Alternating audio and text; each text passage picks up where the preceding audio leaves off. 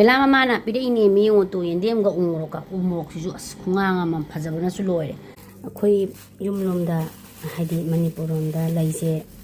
kayagi ka leinari ge khangre ko to khuyamamni yam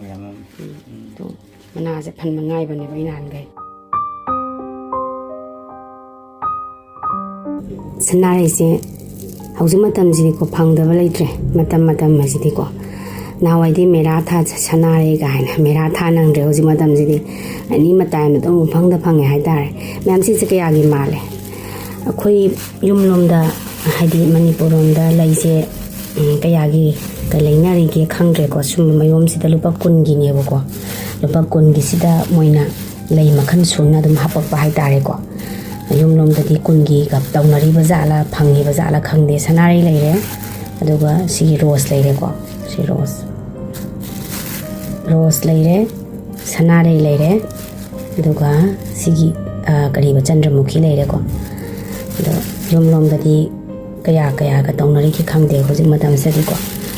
ai wakhan da di lam gi matung ina dum khena ba se khadi lem do male se lupa kun gi mayom gi ne ba ko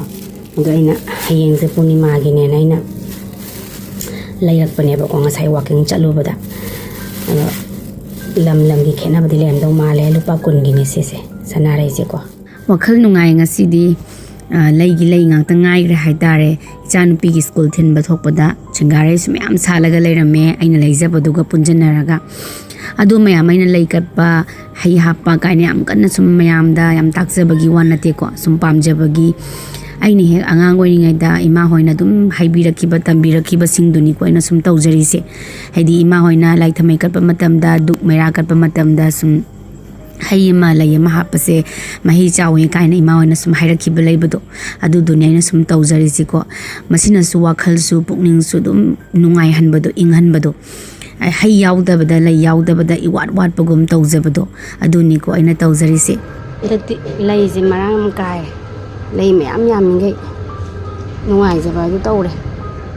ai gi da su chali je kitang hapsage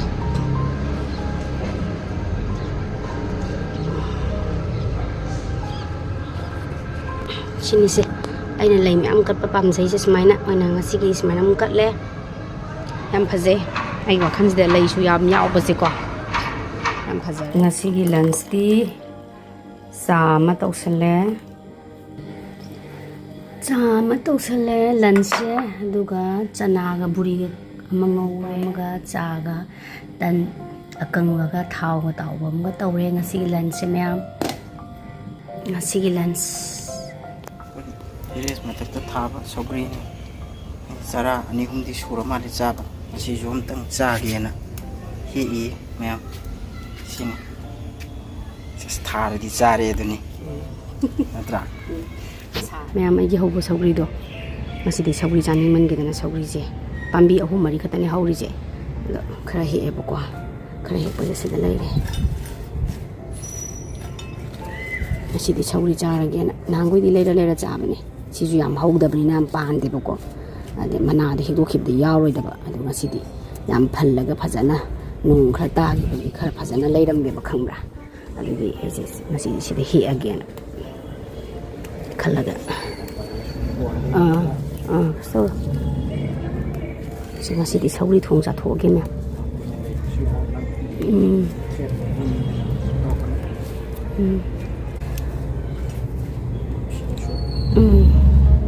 hekto ma'am ngasi di khara Shougi je thong cha thoge fresh oi base si ke hese sara madi imung chobu imung ni na sara madi konarani yari si sara ani hum di chara si gi Shougi pambi ani hum ji dei ko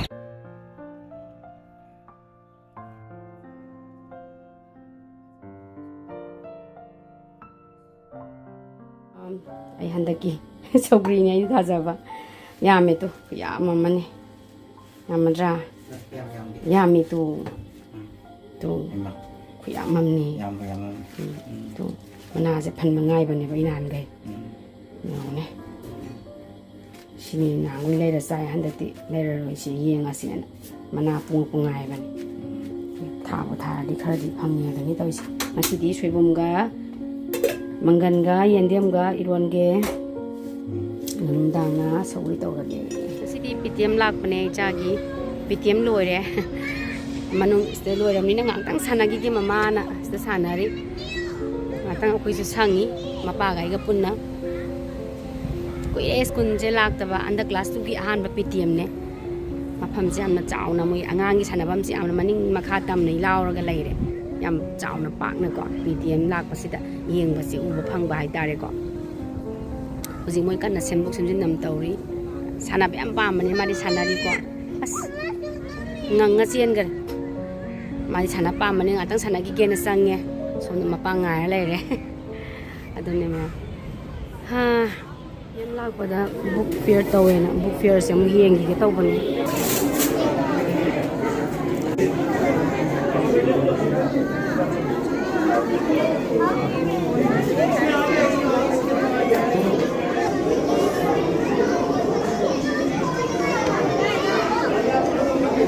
yang kre lairise adogi matik mi myam chu lang bagi baninga am chauna tawri moi book fair se loire sagi PTM su aduga book fair su yengba loire du tholakpada nimpambi ajo pamlera mebako adu nimpambi se kui ariba mali am chawe video sida budi magi makhongji ubada pikna uye adu si makhongda changjan masida ko yam ingbado wakhal amaga tawbodo wakhan khangdi yam fresh oiba haitare ko sigi numit se adu aina chum changjalaga lepa yengba yam chawba sida ko ado aidi ahan ba ubane ba ko nimpambi yam sam chawba se adu tamochana video ga lawiraga leramme wakhal ga nungai bodo sum yenga kanda wakhal macha macha ga khallaga leibado aise adu nahan PTM chatpada book fair tawramme na si princess ki kano si leibiraga mana momo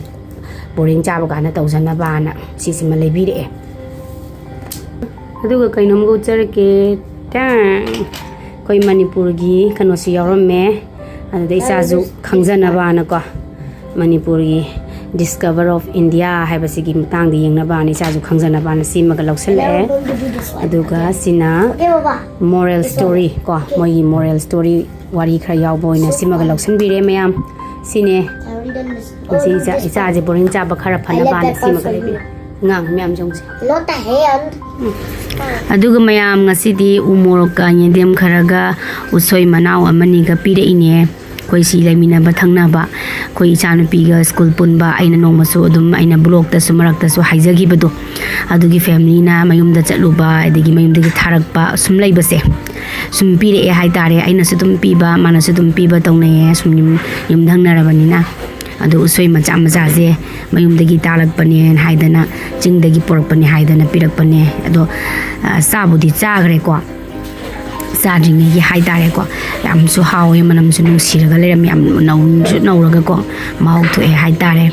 adu laimina bai se amana magi dum mateng dum pangnaraga adum pinai ko haidi chinjak se manarabani na jingi tamgi haiba chinjak se manarabani na main tawdana pinaba lana ba dum tawre e yam nungai wakhan su